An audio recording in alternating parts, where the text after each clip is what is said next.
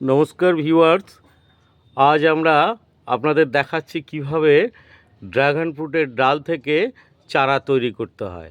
দেখুন, আমরা প্রথমে এই রকম সাইজ 8 থেকে 10 ইঞ্চি সাইজ কেটে নিয়েছি।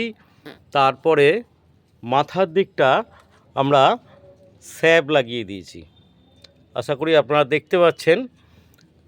আর পরে শেষের দিকে দেখুন স্যাব এবং কাটিং এড একসাথে মিশিয়ে আমরা এইভাবে যে দিকটা বালিতে পোতা হবে সেদিকটা আমরা এইভাবে লাগিয়ে দিচ্ছি।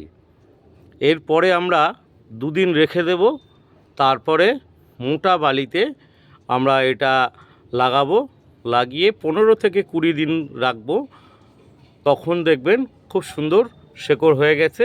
সেই ভিডিওটাও আমি আপনাদের দেখানোর চেষ্টা করব।